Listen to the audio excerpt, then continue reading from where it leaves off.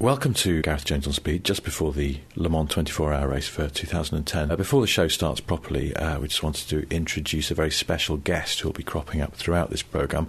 He is Monsieur Jean-Luc Pomplemousse, one of the oldest residents of Le Mans itself, and a man who has many, many memories of the 24-hour race over the years.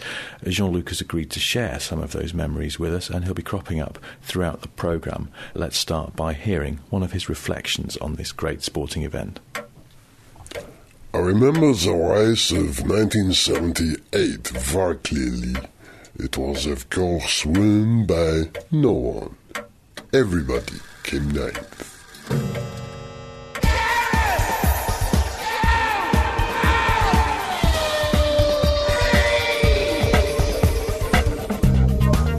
Hello, welcome to Gareth Jones on Speed. This episode 33% lighter, but probably nowhere near as efficient as it is normally. I'm Gareth, he's Richard. Hello. And no Zog. That's why we're 33% lighter, which is how you win races. But he is the brains of the operation, let's be honest. So this programme could be as vacuous as Flavio Briatore's Raison d'etre. When Zog's not here, I actually feel myself getting more and more stupid.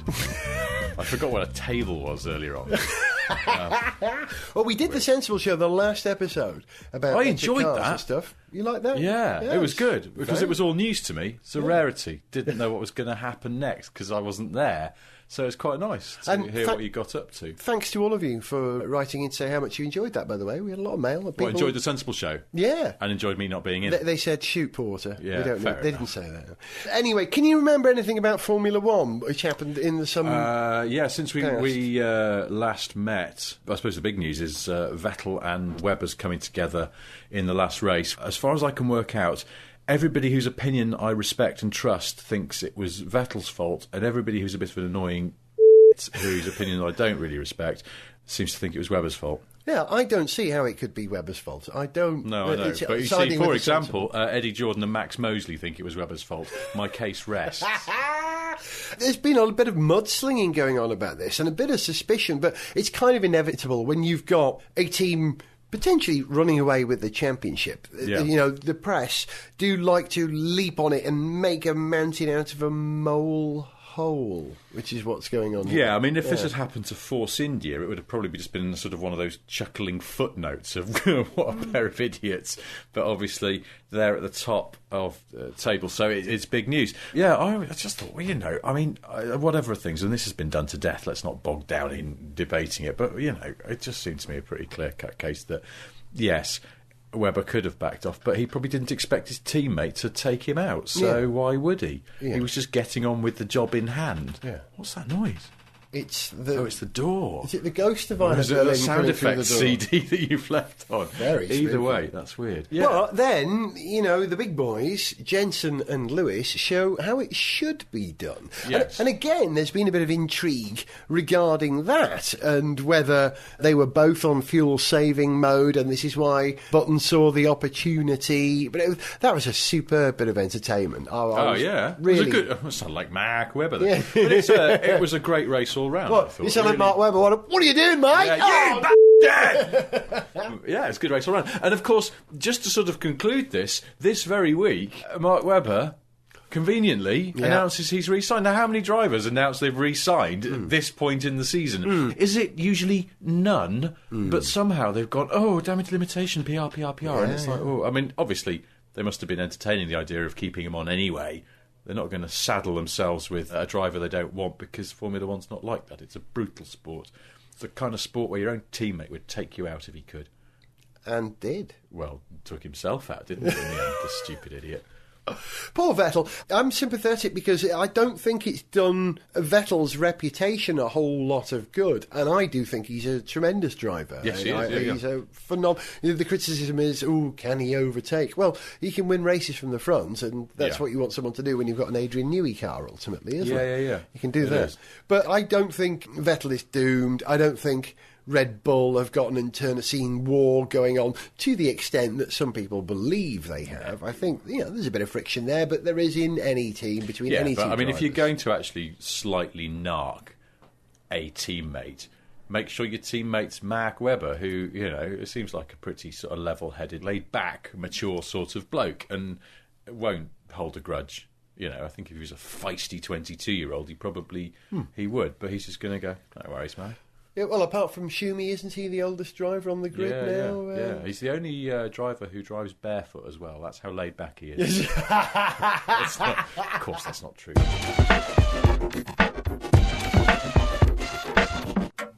The 24 hours of 1984 will always be the ones that I recall as being most unique.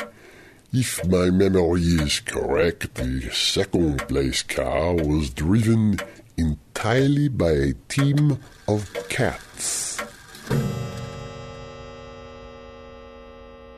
Anyway, that's Formula One. I think we've sort of dealt with Formula One, haven't we? That's because we're distracted. We're not. Our heart's not in Formula One for this week and this week alone, because it's Le Mans. It's Le Mans week. Yeah. And can I be the first to say I'm really excited about it? Listen, I have to thank you, because Richard sent me an email last week whilst we were organising Gareth Jones' speed schedule stuff. Richard said, I don't know about you, but I'm starting to get really excited by Le Mans. And I immediately ripped that off and tweeted it, which I felt was the proper thing to do. And I noticed that some people then retweeted it, bless them, as well. So it means that they're excited as well, because I was faintly embarrassed that maybe it was too soon. We're all grown-ups, we all have other things to do. And I had some fairly major things to do in the past week, with Top Gear's coming back soon, so we're busy filming that. And also I'm getting married, so I've got some things to sort out with that. You're not getting married to Top Gear? I'm not getting married to Top Gear.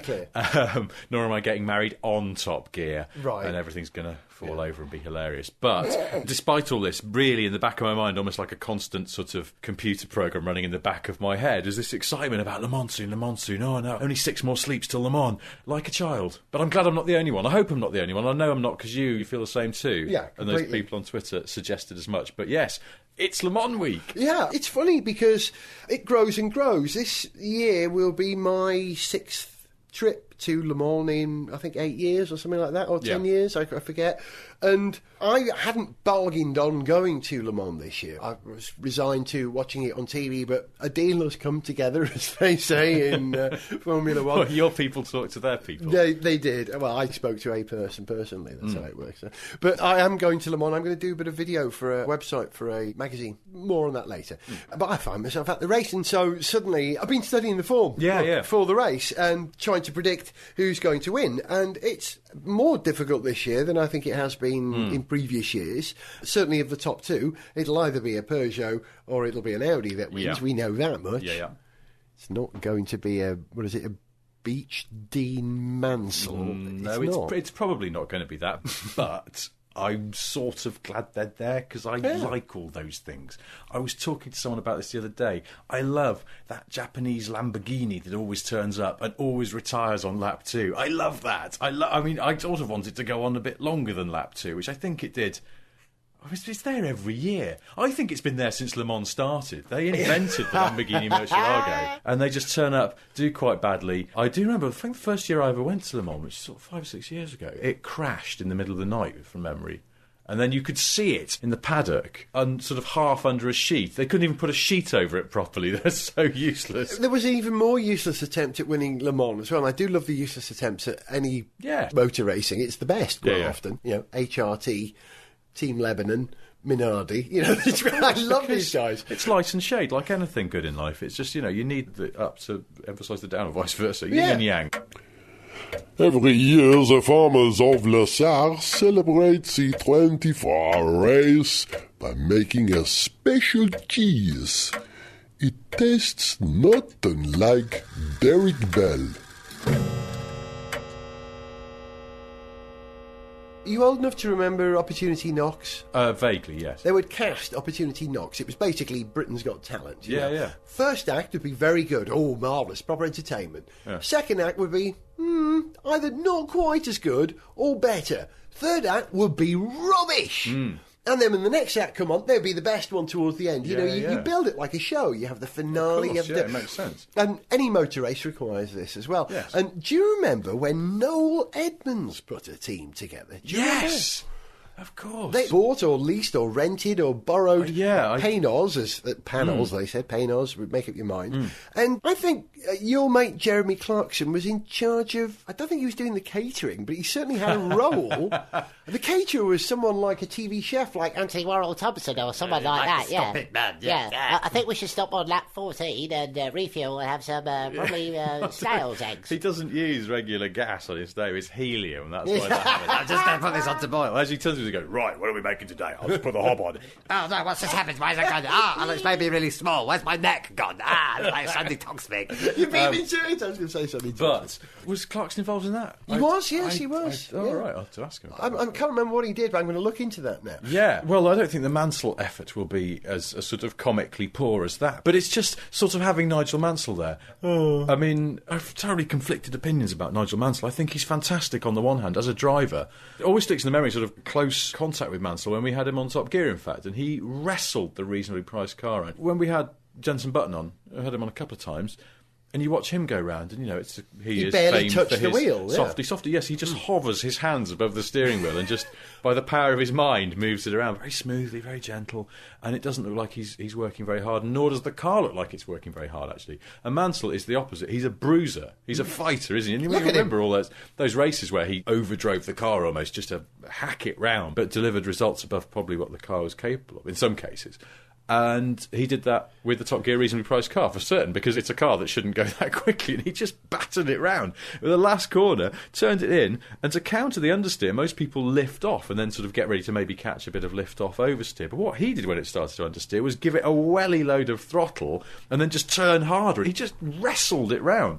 And you think, well, if he could apply that to maybe the car at Le Mans, because he's not a quitter, is he? Things I admire about Mansell. I have to say, the conflict is that I also find him a bit of a moaning old brummy and a bit of a bore. His great catchphrase was, obviously, I'm bitterly disappointed. Yes. So, Nigel, you won the race there, 20 seconds ahead of anyone. Yeah, Obviously, disappointed. Yeah, just that thing, that sort of, not just glass half. So he's probably empty, perfectly happy with the performance of his two sons then, because they, to be honest, obviously I'm bitterly disappointed by the disappointment of the children.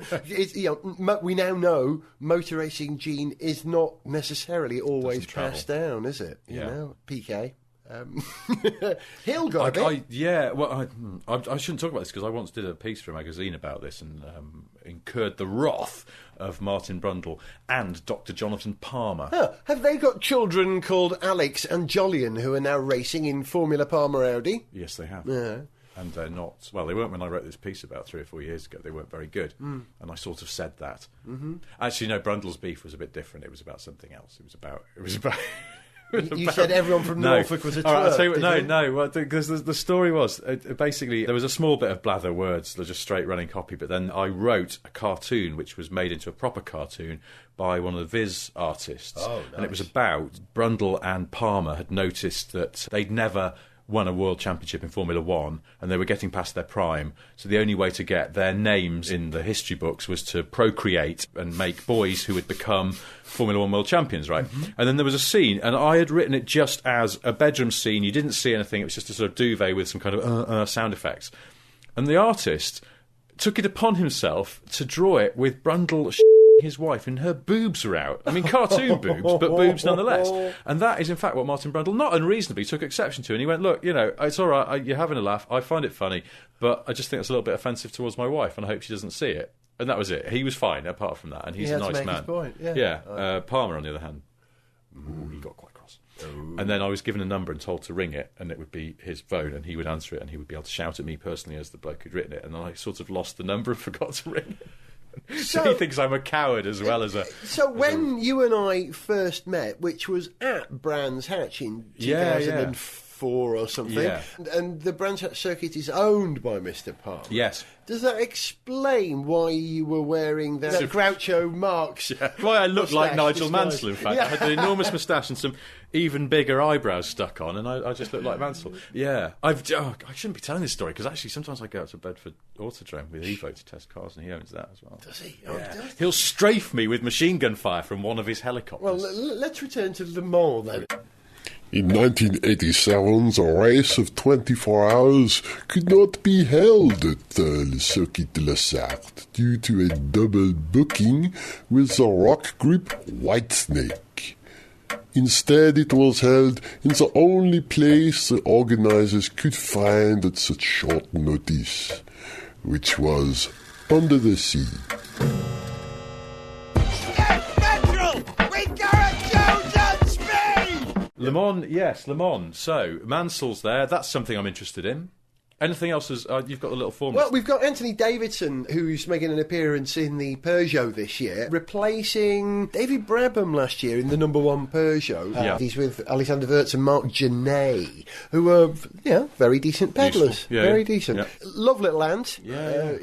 I think I've said this before, but he believes I interviewed him when he was little, and I thought I did, but I didn't. It was someone else. Long story. That's really weird. Well, when you say he believes, like, is there some conviction that he won't let go of? He came up to me and he said, "Oh yeah, hi, yeah, I remember you interviewed me when I was 8 years old on Motormouth." I go, "Did I?" Don't remember that. He's adamant he did. Yeah, I think it was someone else. Bless him. Yeah. But He's good, isn't he? He's great on the radio as well. I like him on. I like him on 5 Live as well. Yeah, very straight talking, isn't he? Yes, he Good is. lad. No, well, I'm rooting for him straight away just because I like him as a bloke. Never met him, but just like him. On the other hand, you've got fantastic Alan McNish in the lead. I Audi. like him, and I did meet him briefly at Le Mans last year. He was in the back of the pits, behind where all the trucks are in the paddock, and he was talking to someone that I know. And I went over and they introduced me to him. And he was relaxed and friendly and chatty and squeaky. And that was just that chair over there. Get off my chair. Well, just hearing us talk about Alan McNish made you fall off your swoon? chair. Did you swoon at the thought of microscopic Scotsman Alan McNish? Talking of which, he said to my son at the Goodwood Festival of Speed last year, I like your hair. so Again, we like him. Yeah. He's a nice man and a good driver. he was fab with me. a great driver, I would go so far as to say. Yeah. In sports cars, in Le Mans, he's a hell of a... He's won it twice. Yeah. And sorry, I didn't mean to do that to you. There. That did look quite rude. Yeah, he is. That's the thing. He's proven results. And he's got Tom Kristensen, the King The of King Le of Mans. Denmark. Yeah, no, King of Le Mans. Oh, is he? Yeah, I thought he was the King of Denmark.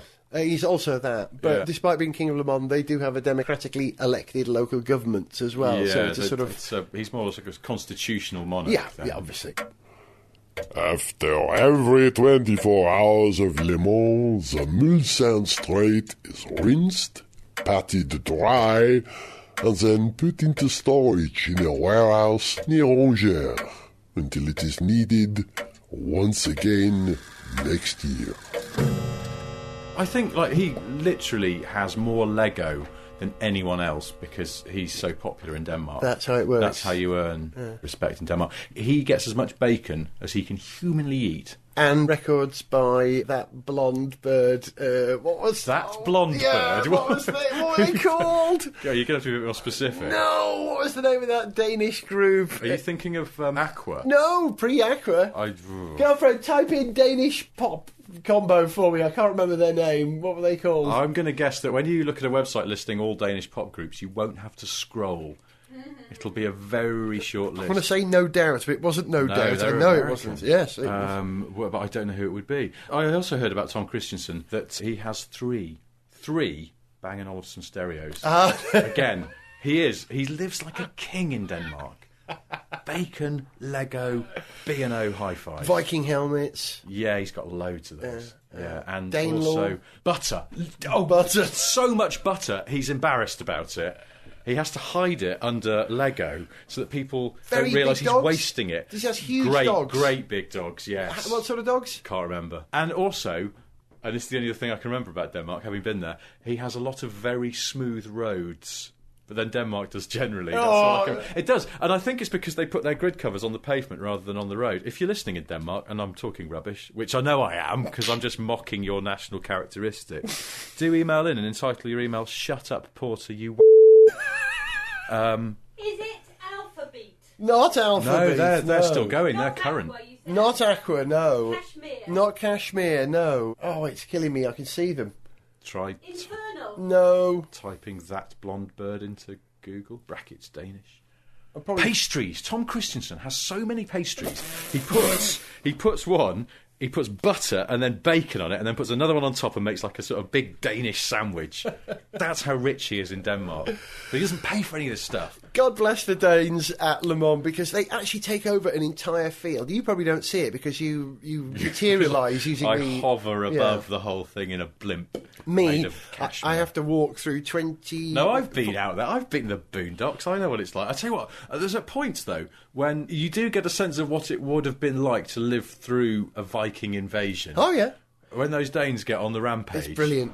There's a whole Danish section where they have, I would probably guess, 400 identical tents pitched symmetrically, brilliantly. Yeah. And also this enormous temporary staging system. They have a band, they've probably got a jacuzzi, all kinds of stuff. What do they have? Who's playing on the band then? Aqua and an Alphabet. But not that blonde bird. What is the name of that who may group? or may not. Are you thinking of, I don't know, Annie? I think she's Norwegian. No. The thing is about the Danes at Le Mans, I think we've said this before, Denmark is empty on Le Mans weekend, isn't it? It must be. Yeah. Because there's only, what? I don't know what the population of Denmark is. I was going to 12. be flippant, but yeah, it is about 12, isn't it? Yeah. And they're all there. Yeah. I hope someone's watching their houses, because, maybe they get the Swedes to, just come around and turn some lights on at night. Yeah, Swedes, just pop next They door. could actually help just pop help next yourself, door. mates. Pincer movement with the Germans as well. There's a lot of Germans at Le Mans as well, though, I noticed. Oh, yeah. The German, well, Audi have owned Le Mans for 7 years, I suppose. Or if Not you, literally owned it. Or to be no, it's a based kingdom. on a Volkswagen Phaeton by now. But, there's a lot of nationalities, but I don't know whether this stat still stands, but it's something that seems to be often quoted about Le Mans, that it's the biggest British sporting event in the year, and it's not even in Britain. In other words, more British people go to Le Mans than go to any sports event in Britain itself. 60,000 of us go over, I believe. That's amazing. It's just it's just phenomenal. That's well, I mean, I can't even quantify. It's just it's a whole town, or the whole of Denmark. I met my wife at the Le Mans 24-hour race. She was actually competing in the event, but under the assumed name of Sterling Moss. I was having a conversation about Le Mans with my two sons the other day and explaining that this extraordinary race has got nothing to do with the Formula One season that's going on, and my sons were kind of amazed at this. And they're right to be, particularly as the French invented motorsport for us and gave it its name, and yet don't have a Formula One Grand Prix at the moment. I'm wondering if Le Mans is the reason, the fact that they get so much satisfaction from this extraordinary race, which is actually an entire season of racing in 24 hours. That's what it is. Yeah. The amount of miles they cover. It's a funny one. Given the number of people who come over from Britain and from Denmark and Germany and all over the world, and I remember a very raucous Dutch group of people at the drivers' parade last year, and I sort of wonder, actually, whether the French are that bothered relatively, whether they're happy to have everybody descend on them, and they put on a good show and they host everyone very graciously, and we all enjoy their wine and their cheese and their extremely unsafe looking funfair, but they don't maybe care about it so much. Maybe the French aren't as into motorsport as other nations. I don't know, because they have, if you think about it, a lot of racetracks in France, or did, because you've got Manicourt, that's still there, and Paul Ricard still there. But then Reims was there, and what was there's another one. Pau? Montier, I can't remember how you pronounce it, but they had the banking. Sort of like You got some toffee sticks in your mouth there. And so, they obviously had got an enthusiasm and a heritage there, but I just don't know whether they are actually that fussed, and maybe that's why... I don't know. Again, if you're listening in France and you are gutted that you don't have a Grand Prix in your country at the moment, then do let us know. Or equally, if you frankly don't give a flying toss and you're shrugging gallically now at the idea of a Grand Prix. Of the Le Mans races I've been to over the last few years, I think the best finish was, I think it was 2004, when Team Velux were running two Audi. Johnny Herbert was in one, Alan McNish was in the other, and it was eventually won by Team Go, Tom Kristensen and Seiji Ara and someone else in an Audi. That was the closest finish. It really looked like Johnny could win it, and that was exciting. But the best moment for me ever in Le Mans was last year, standing on that start-finish straight, when Peugeot won. What a privilege it was, I mean this absolutely sincerely, to hear the massed chorus of the French, I don't know, 100,000 French people singing, is it called La Marseillaise? Is it La called? Marseillaise, Yeah, yes. the French national anthem was glorious. I was proud to be French at that moment. Wow. It was really... French by osmosis. It was wonderful, really. Yeah, no, it was. It was a great moment. It was also because it's always nice to see someone new win it. Yeah. And Audi had that sort of that grip on it for many years.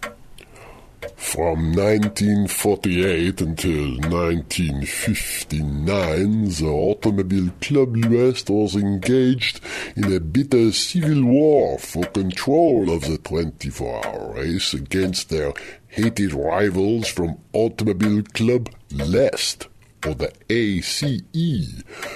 Over 40,000 people died before the ACO were victorious, and their rivals from ACE retreated to open a small cafe on the North Circular Road in London. Who are you backing this year? It's not easy. It really Well, it's isn't not, is easy. Okay, Reason says, when have I ever applied Reason? Reason says that Peugeot have a head of steam at the moment, and they've made very few changes, enforced changes, from last year's 908 FAP to this year's, whereas Audi were forced into making some fairly massive changes to the front end of their car, so there isn't a protest. And I think they've lost a little bit of performance potentially because of that. I think there's a stronger team of drivers perhaps in the Audi, but I think the Peugeot has got the head of steam and perhaps the better car at the moment, because is it the R15 Plus, or Plus, as if it's an Audi, which is the new version, still slightly unproven, I'd say, whereas the Peugeot isn't. Yeah, that's true. What do you think? No, I honestly don't know, because I think you're making a series of very good points. And yeah, I think Audi tend to leave no stone unturned in their preparation. Not to say that Peugeot are slapdash, but do you know what I mean? I think just in a very Germanic way, they chuck a lot of money, a lot of resources at it. And though you're right, that car's less proven than it has been in previous years, where they've done a whole season of sports car racing, they'll still arrive relatively match fit. But you're right, Peugeot have a sort of momentum behind them and a design that they know fundamentally works. So too close to call, really, isn't it? I've said this before, I'm sure, but if the Peugeot 908 looks like Hawkman, do you know the DC Comics hero Hawkman? I think vaguely, yes. It really does. Then the Audi looks like a bleeding manta ray. I've never seen a car with such barbels at the front, you know, it really is. So we'll find out soon enough. In fact, as you're listening to this, I'm probably, and so is Richard, already en route. Say that to Francis. En route to the race. Oh, on the there. way, yeah. So well, I don't know, because you're going on Thursday, and I'm not going until Friday, so it depends when people download this, really. But yes, we'll be there, and we're going to record things and speak into microphones, and at some point I will almost certainly sound very, very tired and or drunk. That's what people like about our reports from Le Mans. and our reports from Le Mans have proved to be the biggest download figures of the year every year. It's wonderful to know that Really? people, Is that true? Oh yeah, by a big that. way, double the numbers over Le Mans weekend. Crikey, no pressure then. So whether you're going to Le Mans, please download the next show, and you'll enjoy it. If you didn't go to the race, hopefully our next show will capture the vibe of what it's like to be there. If you are at the race as well, do come and say hello. Gareth you'll recognise, because he's off the television. Richard's easy to recognise. He's big and orange. I'll be with Gareth, and I'm taller than he is, but not that much taller, and Zog is sort of smaller than us, and hopefully he will be with us as well. But do come and say hi. This only applies at Le Mans. If you see us in the street in Britain, please do leave us alone, though. So it's easy to recognise he's factually correct. Just make it you'll up, notice don't we? a sort of aura of intelligence and correctness around him that we signally lack. And Zog will be in the next episode of Gareth Jones on Speed, as will Richard and I, full force. And I will tell you in the next show what car I'm going over in as well. I'm not going to tell you now. It's quite interesting. And it is a Le Mans winning mark. That's all I'm saying. You're teleporting in, are you again? Are you? No, we're being carried over in sedan chairs this time. Oh, that's good. The usual. Found by little Balinese maidens. Lovely. You've been listening to Gareth Jones on Speed. He was Richard. Goodbye. I was Gareth. And I'll leave you with a piece of music which I originally wrote, I think, in 2006. And I thought, it's about time we dusted off one of our old classics and made it a little bit longer. Not too long, I hope. But this is I'm in Love with the ACO, our tribute to Le Mans. See you at the Great Race.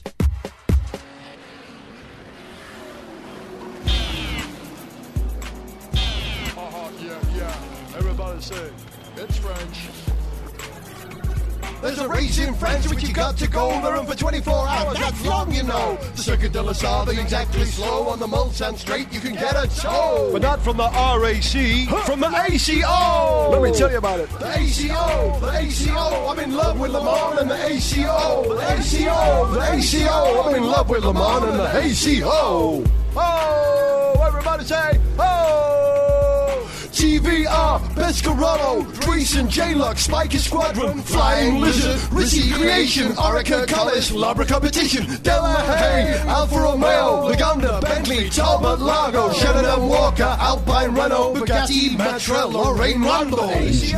The ACO, I'm in love with Le Mans and the ACO. Mercedes-Benz, Jaguar, McLaren, Porsche, Ferrari, Ford, Mazda. The ACO, I'm in love with Le Mans and the ACO. BMW, Total, Peugeot, Aston Martin won it long ago. Sauber won to first past the post, but despite the skills of Mr. Yost, Porsche still won this race the most. Peace. I'm out of here. Gonna get some sleep. Oh, yeah. To send us an email, see pictures, get song lyrics, join our Facebook fan site or follow us on Twitter, go to garethjones.tv. Gareth Jones on Speed is made in London by Whizbang. Oh, and by the way, the group I was struggling to remember the name of was Ace of Base. And they weren't Danish, they were Swedish.